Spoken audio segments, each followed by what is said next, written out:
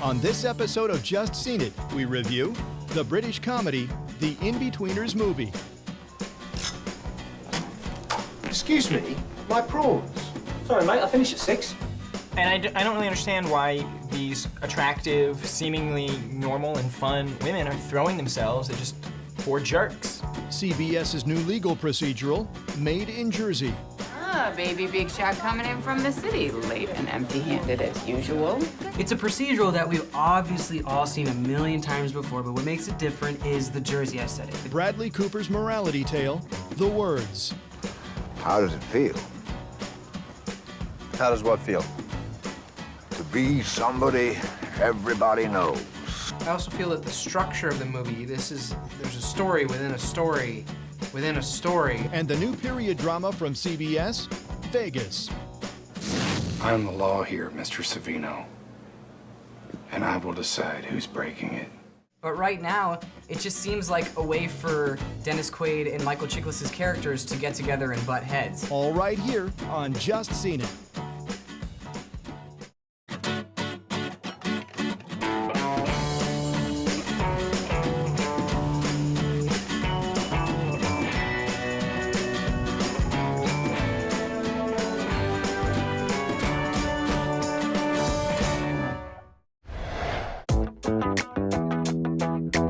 Based on the British sitcom, 4 teenage misfits flee their crazy lives in London for a vacation in Greece.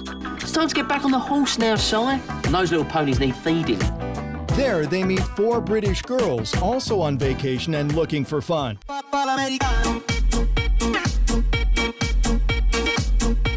The boys try their best to win over the girls in The In-Betweeners movie. Hello, thanks for joining us. I'm Sean. Hello, I'm Salim. And I'm Greg. And we're here to discuss the In-Betweeners movie, based off the In-Betweeners TV show. We've all just seen it.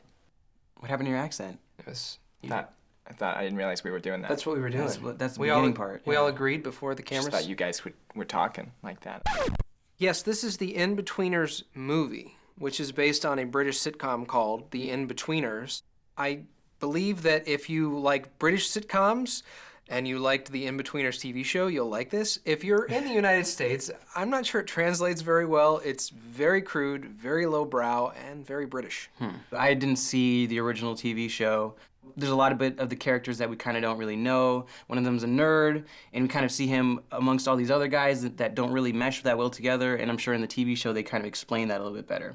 So what we get is a British version of American Pie. I thought that the protagonist, Will McKenzie, who's the nerd of the group, and narrates it and sort of has dialogue that's almost like narration too, where he responds too wittily to actually happen in real life. It's very stylized how funny and sharp he is. And I thought his lines were all really good. You're a virgin, that's cool. If anything, it's famously uncool. Well, it's cute then. That's even worse. I don't really understand why these attractive, seemingly normal and fun women are throwing themselves at just 4 jerks. Wishful thinking, I think. We hope that women do that in normal life. And I don't know if it's the British thing and the American thing. You're just looking at it going, I'm not sure why these girls would talk to these guys initially, first off. And then you've got one guy who all he can do is talk about his ex-girlfriend to the new girl who's interested in him. Constantly. Literally all he can do. That's all he can do. So it's like, she would put up with that? I don't think so. You've got another girl who's fat, quote unquote, which Hollywood is really fat, Hollywood yeah. fat. She's a little chubbier than everyone else. She's so cute. There's just one joke about her. Everybody's just calling her fat. Even the guy who's supposed to like her calls her fat. So it's like, yeah, why are these women putting up with these guys? And I feel like even they kind of got a little bit tired of the joke, because she even was like, oh yeah, I'm fat. Okay, yeah, that's the only joke that you're gonna say about me, and yet they kept doing it over and over again. Right. My favorite character was Will McKenzie, played by Simon Bird. I thought he was the least stupid, maybe, the easiest to like. I'd love to see Simon Bird in more movies. He has all these very witty lines, which obviously aren't like, the actor didn't write them, but I thought he delivered them very funny and great timing, and I want to see him more. I like Blake Harrison, who plays Neil, mainly because he's this tall, lanky white dude who, for some reason, is a really good dancer and just breaks out and starts pop-locking, because there's this one scene where they have to go up to the 4 girls and start dancing to impress them, and then he just breaks it out of nowhere. And then we have the guys who try to join them, and obviously they can't dance. They just start copying him, and it was funny because it was an honest moment. What's interesting is I think that the reason that that's one of the funniest parts is because it's one of the most endearing parts. Like, we can actually relate to white guys Maybe not you. But we can relate to white guys dancing poorly. You could probably relate to that. I could totally relate to that. Completely. But it is like, okay, we're actually on the same playing field with these guys now. Everything else they do, I'm kind of going, I would never do that. That's kind of dumb. Maybe if we had seen all the episodes of the TV series, it would have endeared us to these guys a little more, but it's just, you know, the movie itself, we're not rooting for these guys. I think that's the key. I think that this is a show where people have grown to love these characters or to at least understand them, and so now people get to go see them go on this big, crazy vacation and meet the girls of their dreams or whatnot, and so you're rooting for these guys to get with these girls because, you know, probably for the whole show, they've been failing at this. One major criticism I had about this movie is the male frontal nudity portion of it. Yeah, there was no boobies. No boobs. Like maybe for like 1 second. Yeah, but it's like there must have been about 5 naked penises at least on screen. If it's gonna be American Pie British remake, it's gotta be some boobies. Well, it's not at all for sex factor. It's all for comedy's sake. And the naked men aren't, you know, like attractive naked men. They're, you know, naked men for us to laugh at. Yeah, penises are kind of funny. Penises are hilarious. Fans of the series will want to see these characters again, and if you like really lowbrow humor, you've got a whole movie's worth. But for everyone else, skip it. At its best, the Inbetweeners movie is a British version of the American Pie films. Stream it. I wasn't completely on board, but I laughed pretty much the whole movie, and if you're a fan of the show, then a definite see it. All right, well that's 1.5 tickets, which is a stream it for the Inbetweeners movie. We were in between on that verdict. Cheers.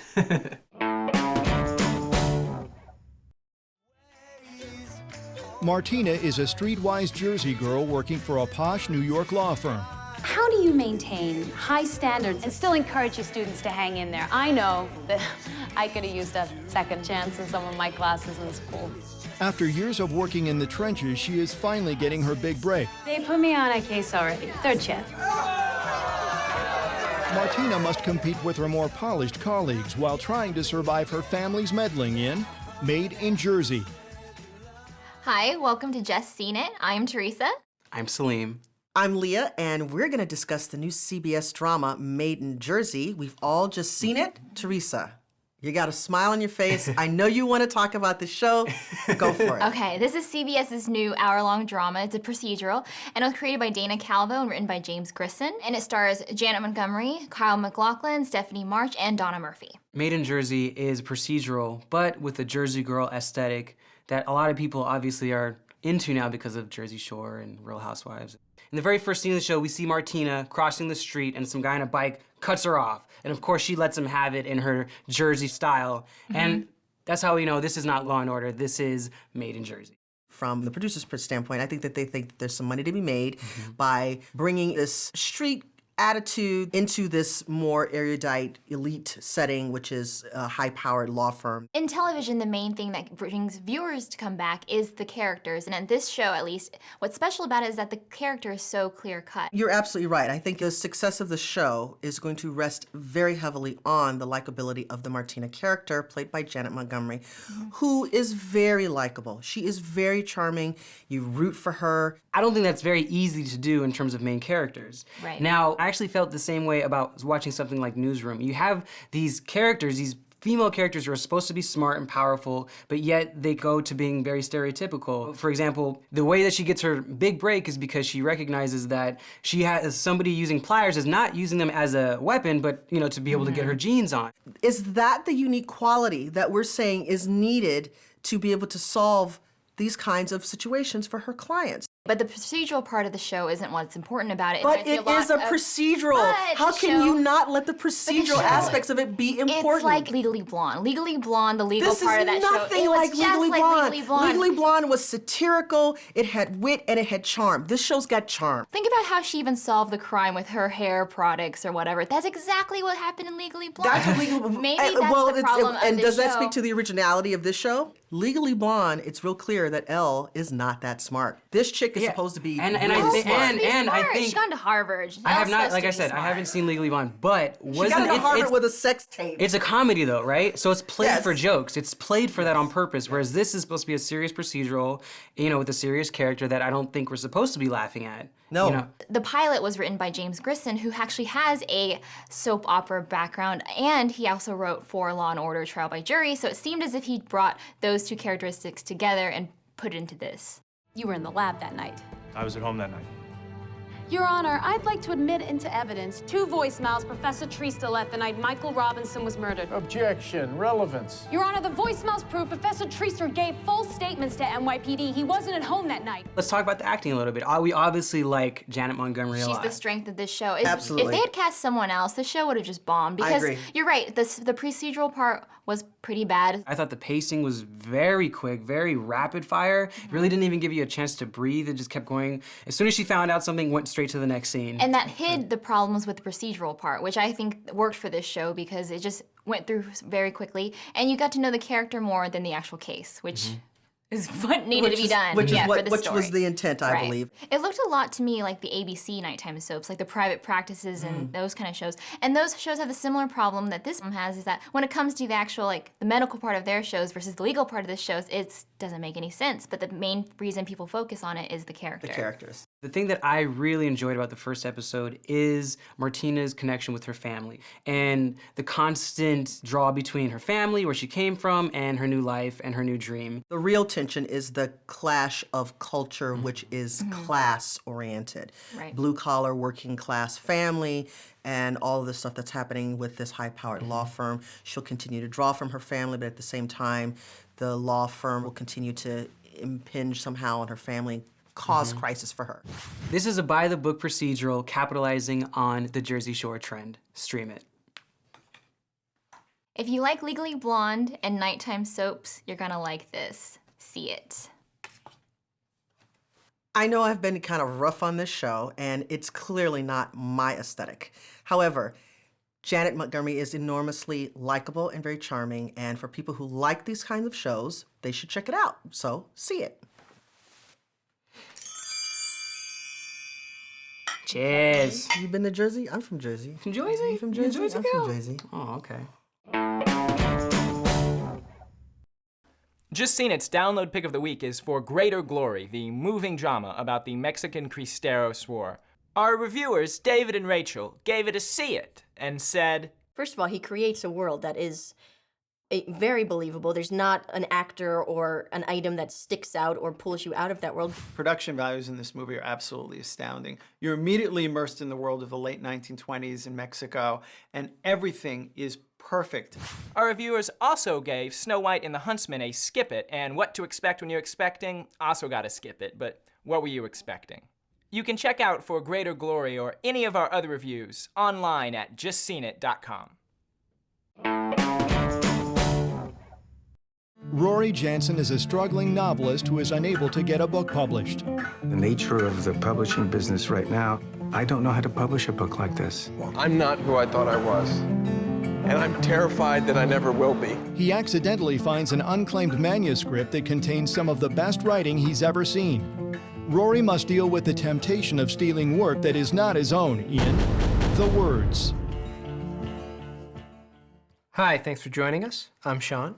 I'm Leah. And I'm Liz. The Beatles sang about the word, and we're here to talk about the words. We've all just seen it.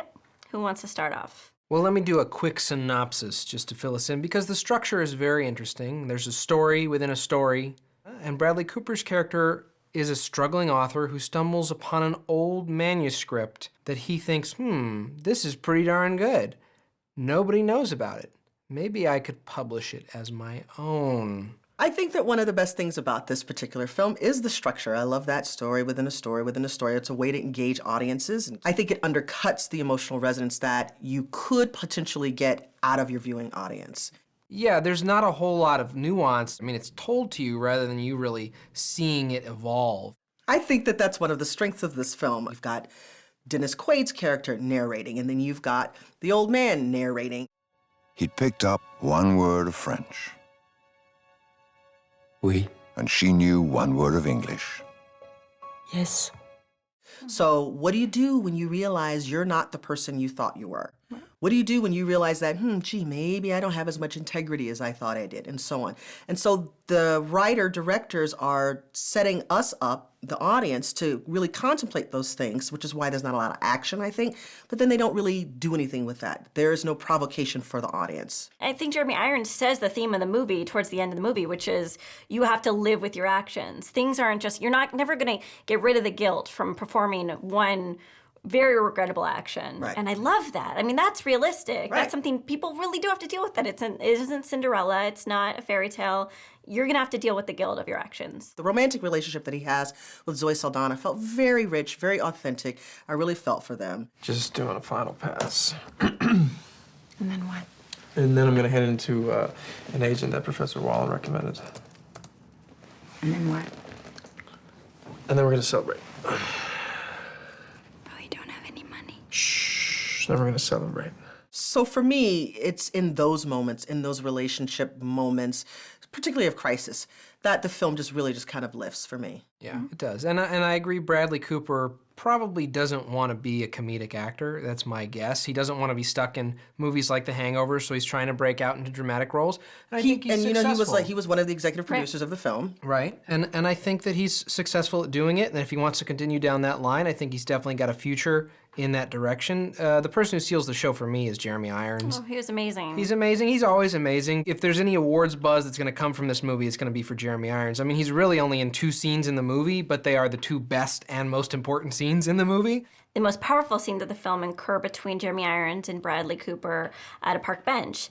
And not only does the film get stripped of any sense of music or any, there's no violins during the scene, even though it's emotionally powerful, but also the camera just tracks along and shows almost a 180 of the scene. Yeah. And that's a metaphor. That's, that's examining the emotional experience that Bradley Cooper's going through. Have a good day. It's about a man who wrote a book and then lost it, and the pissant kid who found it.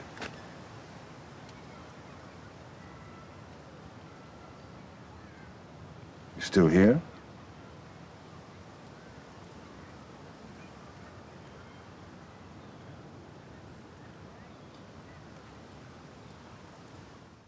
Well, Brian Klugman and Lee Sternthal, who are the writers and directors of the film. And this is their first film. Yeah, apparently it's their first feature film together.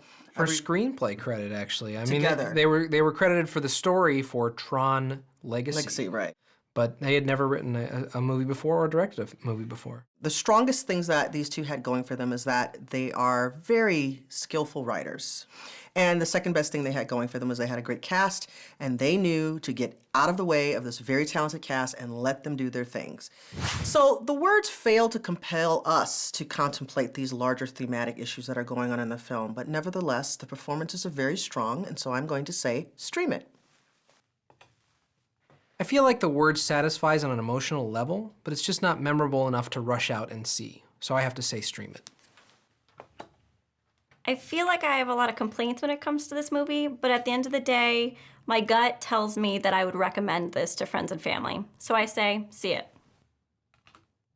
Well, our votes add up to 2 tickets, which is a stream it for The Words. Any last words, Sean? Words, words, words. I'm so sick of words.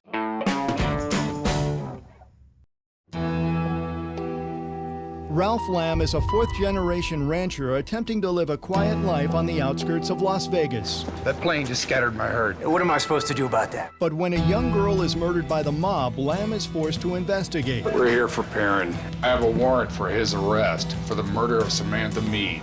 Unless you have a search warrant, I suggest you and your boys get the hell out of my casino.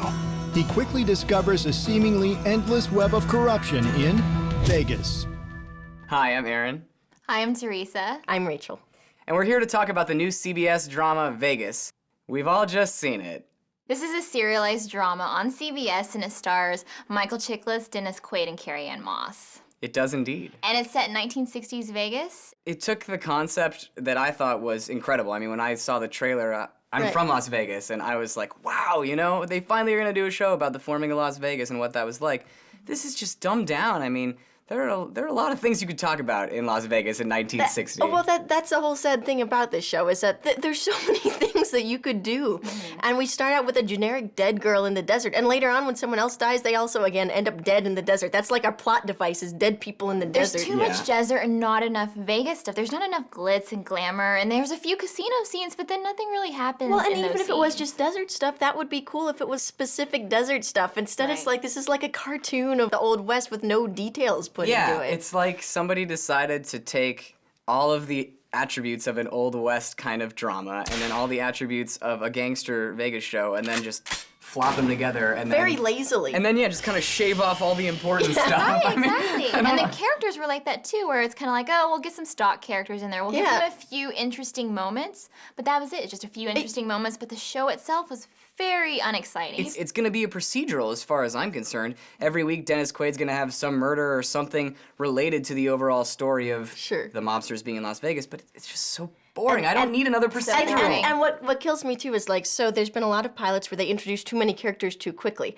This one, they put in the dialogue, hey, brother so-and-so, yes, brother so-and-so. You're like, oh, I guess they're brothers. Comma blank. And it's like the worst expositional dialogue I've seen in a long time. It's weird that if this is a procedure, I didn't see any exciting cases, and so I thought actually it was leading into the serialized mode, so I saw something different, but either way, it was very dull. I mean, I don't know. That's I think the it should thing. be both. I think it's gonna be both. I think that's the problem, is that I watched the pilot and I don't know You whether can't it's tell, going to be a procedural or a serialized show, and I really hope that it's serialized, but it sure doesn't look that way. Well, I mean, the two main characters, it will be serialized because the two main characters are going to butt heads, and we're just going to watch the evolution of that relationship.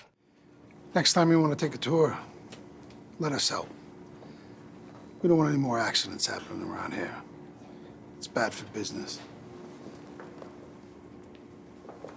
The character of Ralph Lamb, which is Dennis Quaid's character. It reminds me of how you introduce a character in like a Disney film of like, oh, he's the rough guy. He just wants to mind his own business. He just wants to have his ranch.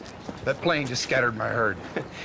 What am I supposed to do about that, Ralph? You can start by paying me for the 6 tractor trailers I'm gonna have to turn around empty tomorrow. Let's talk about Michael Chiklis, because at least he's good. He is good. He's a good villain because, first of all, he's slick, he's slimy, you can tell he's intelligent, but he's contrasting that with sort of like this everyman, friendly, honest, earnest sort of persona. At times. At times. So you've got, whenever you have two different, dynamics going on, then you have a more layered performance, and that's nice to see. He is the only person I noticed with a layered performance in the show. Nobody told him to do this. It's okay, Mr. Savino, I understand.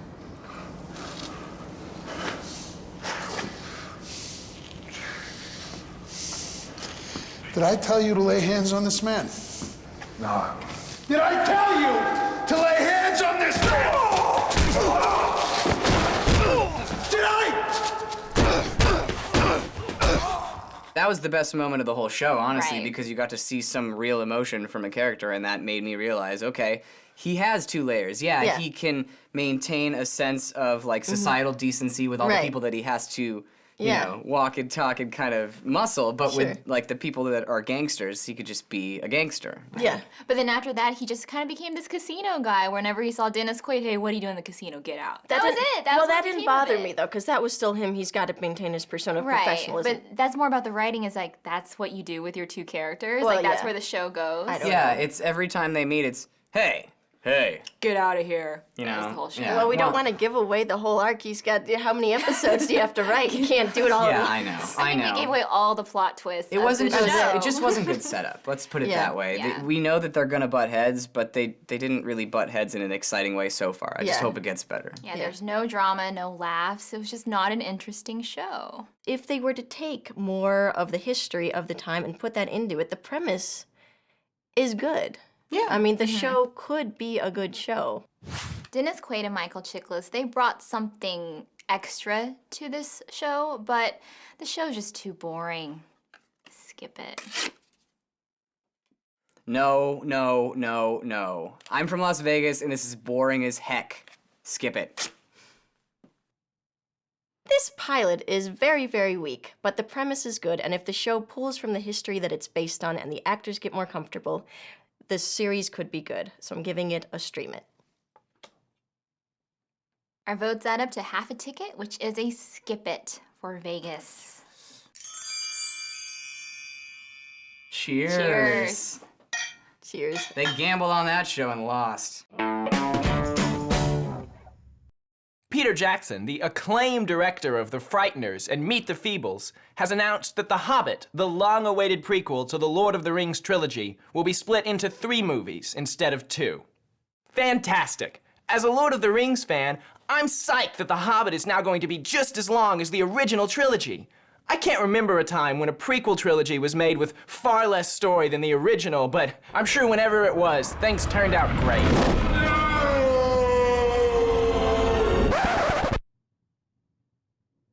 This isn't a shameless cash grab, an attempt by Peter Jackson to make more money on a book that's far shorter than even The Fellowship of the Ring. Peter Jackson really needs those 9 hours to tell the story of everything that's ever even alluded to in The Hobbit. For example, in one scene, chief protagonist Bilbo Baggins finds a bit of fuzz. This will now be depicted in a 2.5-hour-long sequence. My biggest complaint about The Lord of the Rings was that they're just too short. I mean, sure, the director's cut helps, but they could be longer. There's gotta be more walking.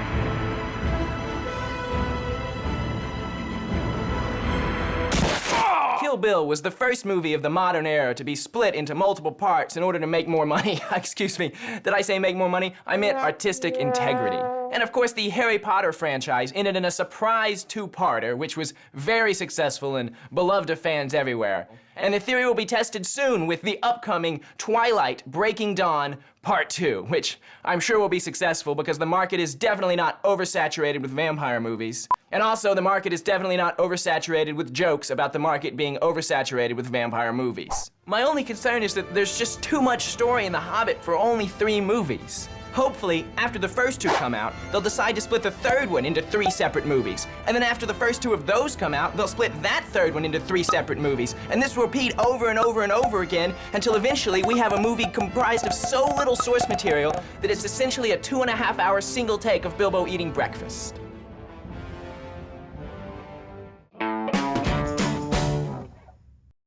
Hi, I'm David, and thanks for watching another episode of Just Seen It. We believe that our unique rating system reflects the viewing habits of movie and TV fans, including ourselves. For example, if we give a movie a see it, it's worth your time and money to go see that movie in the theater. If we give a TV show a see it, that means you should watch it tonight because everyone's going to be talking about it tomorrow. On the other hand, if we give a movie a stream it, that means it's best for you to wait until you can see it at home, whether it's on pay-per-view, DVD, or you can watch it online. Now, if we give a TV show a stream it, what we're telling you is that you should record it, watch it at your convenience, and decide for yourself if you like it or not. Or you could always catch it again on the web. As for a skip it, we never give a movie or TV show this rating lightly. But with all of the entertainment choices that you have, we feel it's just not worth your time. Speaking of time, mine is up.